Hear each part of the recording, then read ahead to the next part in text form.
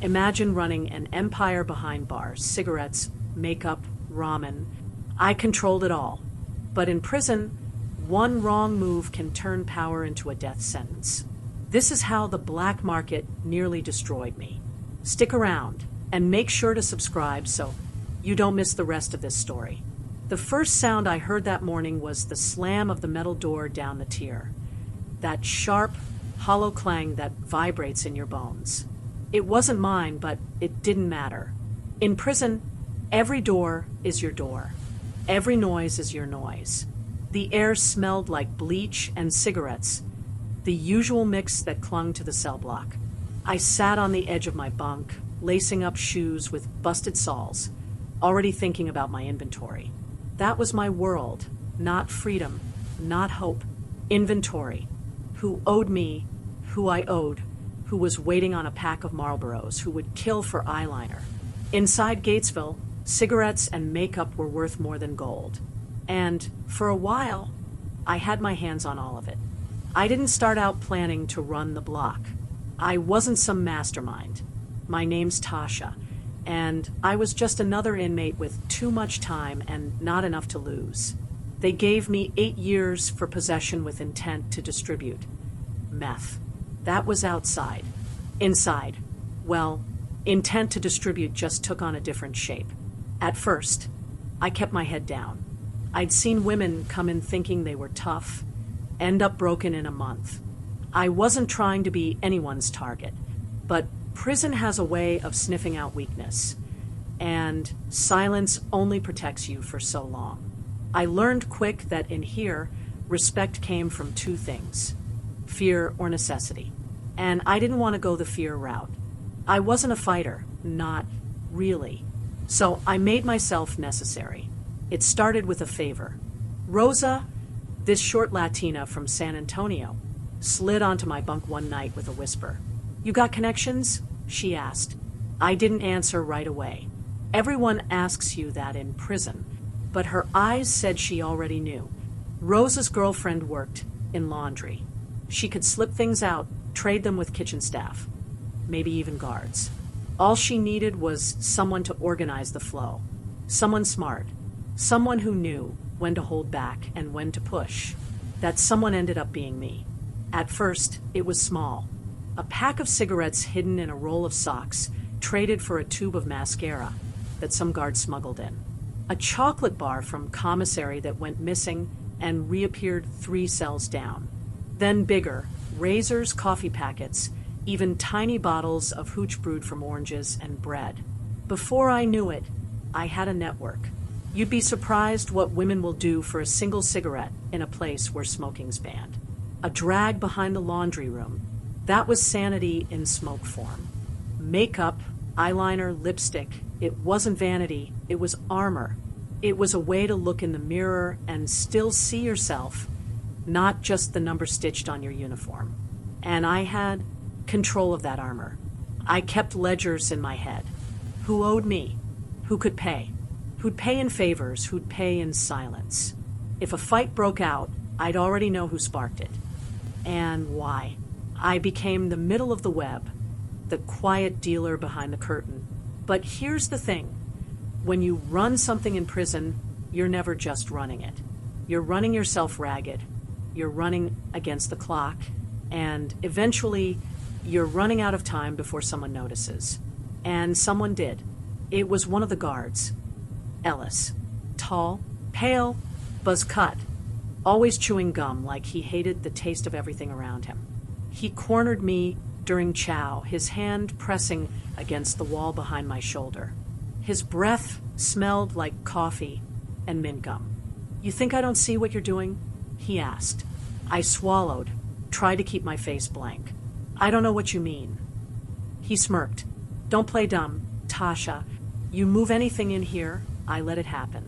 Question is, what do I get for my kindness?"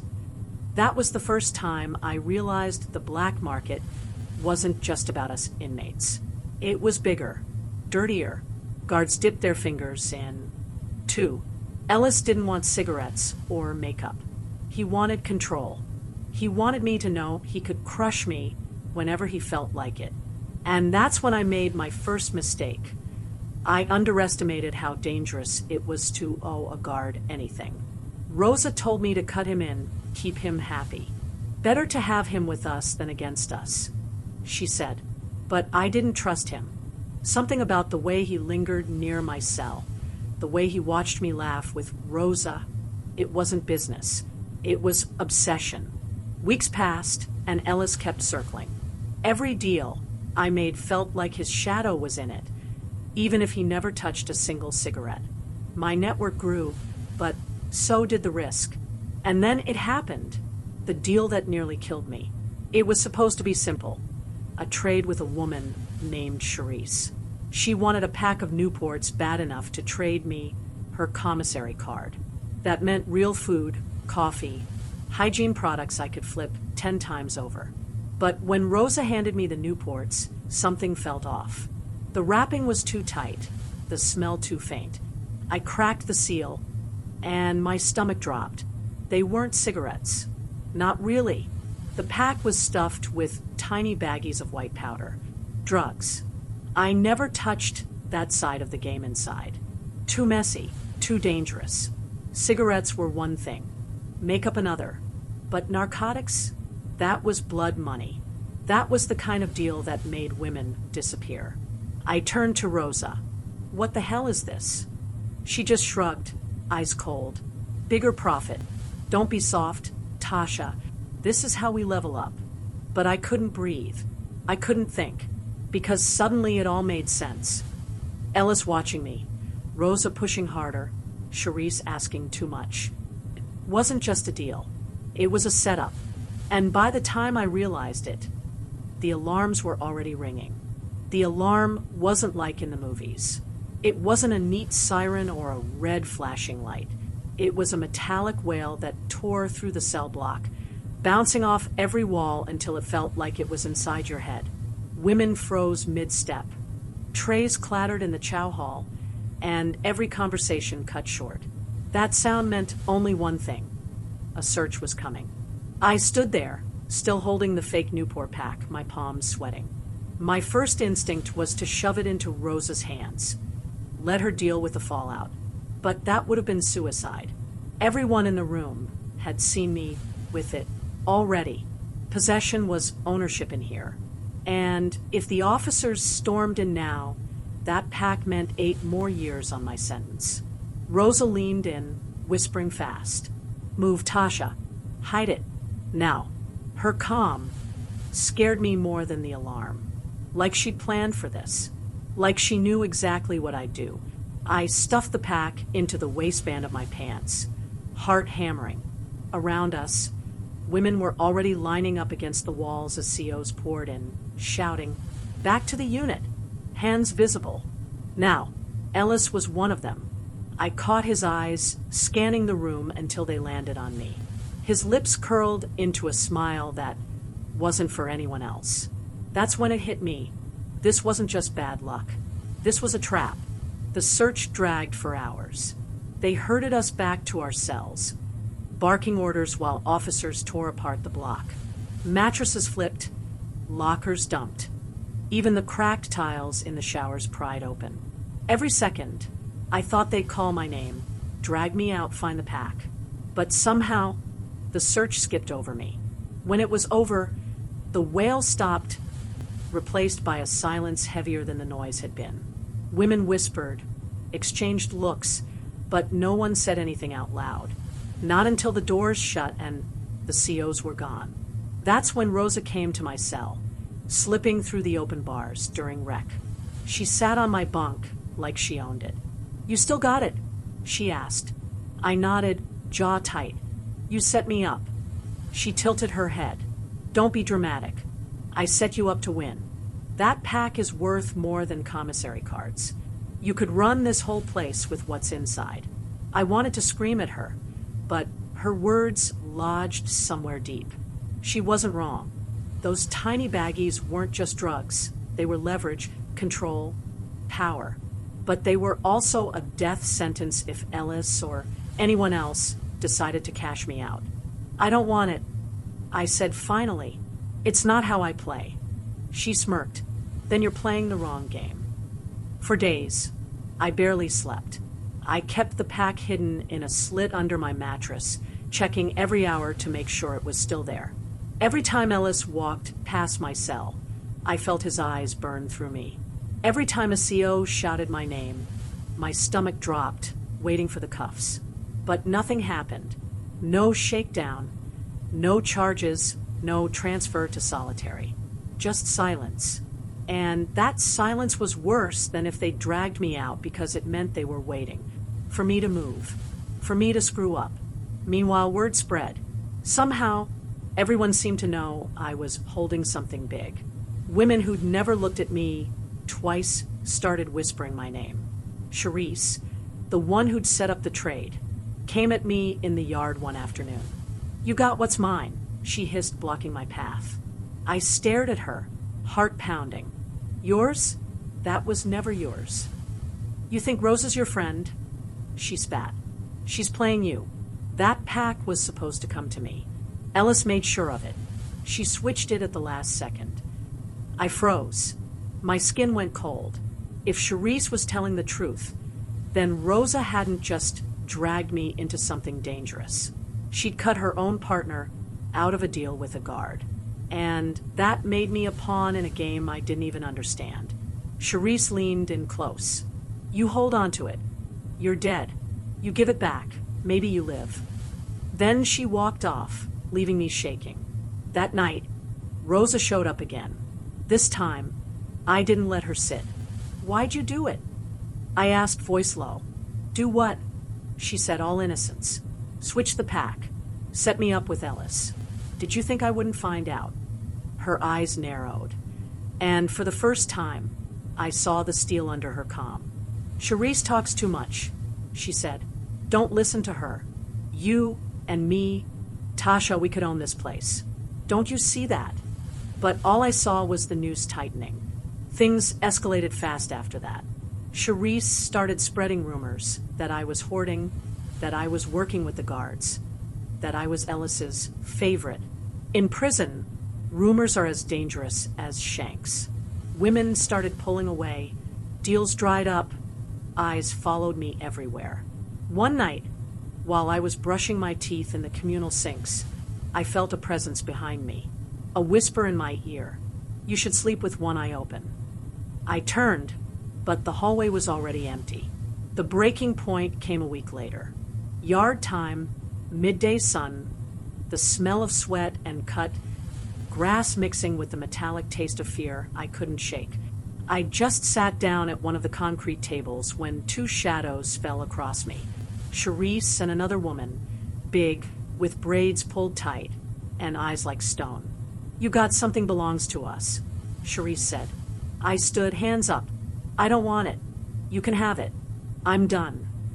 But she shook her head. "Too late for that. Word is you're Ellis's girl now. Word is you're the reason we're all under lockdown. That doesn't go away just because you're scared." Her partner pulled something from her waistband, a sharpened piece of metal, glinting in the sun. My knees nearly buckled, and that's when Rosa appeared. She stepped between us, eyes blazing. "Back off," she snapped. "She's with me." Charisse laughed. "Then you can go down with her." The yard froze. Dozens of women watching, waiting. Guards perched on towers, hands on rifles, but they never intervened unless blood hit the ground.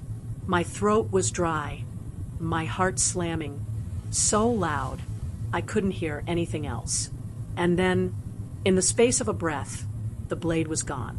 Rosa had moved faster than I thought possible, twisting the weapon from the woman's hand and shoving her back. Chaos exploded. Screams, bodies rushing, guards shouting. The yard turned into a storm. And through it all, Rosa grabbed my wrist, pulling me toward the fence, toward the blind spot near the laundry where guards couldn't see. Her grip was iron, her voice urgent. "Now you see, Tasha, you need me. You'll always need me." Her eyes locked on mine, and I realized the truth that chilled me more than the blade had. Rosa hadn't saved me. She'd claimed me. They say you can survive prison if you have 3 things: respect, protection, and a steady hustle. By the time my third year rolled around in Gatesville, I had all three. At least, I thought I did. But the thing about prison? The ground can shift beneath your feet in an instant. One wrong move, one misjudged deal, and the empire you've built can collapse like it was never there. That wrong move was Carla. I should have known from the start that she was trouble. She was fresh in from Dallas County, serving a bid for armed robbery. Sharp cheekbones, eyes that never settled in one place, and a way of smiling at you like she already knew your secret. Girls like Carla always make noise when they first land, testing boundaries, picking fights, showing off their scars like trophies. I kept my distance at first, but when she came sniffing around my hustle, I made the mistake of letting her in. At the time, my black market ran smoother than the commissary. Cigarettes tucked in soap boxes, mascara hidden inside hollowed-out pens, ramen bricks traded like currency. Officers knew I was moving weight, but as long as I kept the fights down and the money flowing to the right guards, they turned a blind eye. That's how you survive. You don't just buy silence. You rent it week by week. Carla wanted in. She came to me in the laundry room one night, the dryers humming loud enough to drown our words. "I can move more than you're letting these girls touch," she whispered, folding sheets she had no intention of folding. "I know people. I got connects." I should have told her no, but I saw the hunger in her eyes, the same hunger I'd had when I first got here. And hunger is powerful. It makes you reckless, but it also makes you useful. I told myself I could control her, keep her on a short leash. That was mistake number one. The first cracks showed 2 weeks later. A fight broke out in the shower between Carla and a girl named Selena over a stash of eyeliner. Stupid thing to throw hands over, but prison magnifies everything. By the time the COs dragged them out, Selena's nose was broken, and my product was smeared down the drain with the water. That's when I realized Carla wasn't built for patience. She wanted power fast, and fast power never lasts in prison. But pulling her out of the hustle wasn't easy. In Gatesville, once someone gets a taste of control, they don't let go. She started spreading whispers, trying to turn my girls against me. I heard from Tanya, one of my most loyal runners, that Carla was telling people I was skimming too much off the top. "She's trying to undercut you," Tanya warned me one night in the day room, her voice low, eyes darting toward the cameras. "She's already got 2 girls moving her stuff, and they're undercutting your prices." I felt my stomach knot. In prison, losing control of the market isn't just about losing cigarettes or ramen. It's about losing respect. And when you lose respect, you're done. The showdown came faster than I expected. It was a Thursday evening during rec time. The yard smelled like sweat and dirt, the kind of thick air that sticks to your lungs. Carla strutted across the yard with 2 girls flanking her, one blonde, one with her hair braided tight to her scalp. She walked straight up to me, bold as hell, like she wanted the whole block to see. "You've been bleeding us dry," she said, her voice carrying enough for half the yard to hear. "That ends tonight." The chatter around us died instantly. Dozens of women turned their eyes toward me, waiting for my response. I wanted to laugh, but my body tensed like a spring. In prison, public challenges aren't about words, they're about survival. You back down once, and you'll be backing down forever. So I stepped closer, my voice calm but sharp. "You think you can run this? Then you better be ready to bleed for it." Her smile widened, cruel and cocky. "Then let's bleed." The fight was ugly, fast, and brutal. Fists, nails, teeth. The yard erupted as girls circled around us, shouting, betting, egging it on. I caught Carla across the jaw, felt her teeth cut my knuckles. She slammed me into the dirt, her hand clawing at my hair. We rolled, choking on dust, until the guard stormed in, batons swinging, pepper spray filling the air like fire in our lungs. When they dragged us apart, my lip was split, blood dripping down my chin. Carla's eye was swollen shut, but she still laughed as they cuffed her. That laugh stuck in my head for days. We both landed in the SHU solitary confinement. 23 hours a day in a concrete box that smelled like bleach and sweat. In the silence, I had too much time to think. I realized then that I'd made the same mistake I swore I never would. I'd let greed blind me. Carla wasn't just a threat to my hustle. She was a mirror. She was the hunger I used to be. And hunger doesn't stop until it eats you alive. When they finally released me back into general population, things had shifted. Carla was still in the SHU for stabbing another girl with a sharpened toothbrush, but her whispers had already spread. My grip on the black market was slipping. I had a choice: fight to hold on, or walk away before the whole system collapsed on me. It wasn't an easy choice. Power in prison is addictive. Once you've had it, going back to being just another number feels like dying. But I knew if I kept pushing, I'd end up like Carla, laughing through a broken jaw while they dragged me off in cuffs, or worse, bleeding out in the shower with no one to remember my name. So I did the hardest thing I've ever done inside. I let go. I passed my stash to Tanya, told her the routes, the guards, the tricks. She didn't want to take it at first, but I could see the steel in her eyes. She was ready in a way I wasn't anymore. For the first time since I landed in Gatesville, I chose survival over power. My last night before parole, I sat on the edge of my bunk, listening to the familiar symphony of prison, the distant clink of keys, the muffled coughs and whispers, the hum of fluorescent lights that never truly went dark. I thought about Carla, whether she was still in the SHU, still fighting, still laughing through the blood. I thought about Tanya, carrying the torch I'd passed her. And I thought about myself, walking out into a world that felt as foreign as Mars after all these years. The truth is, I don't regret running the black market. It kept me alive. It gave me purpose in a place designed to strip purpose away. But I learned the cost. Power without control is a fire. It'll keep you warm for a while, but sooner or later, it'll burn you alive. When the gates finally opened and the Texas sun hit my face, I took my first free breath in years. And for the first time, I wasn't thinking about cigarettes, ramen, or mascara. I was thinking about silence and how good it felt.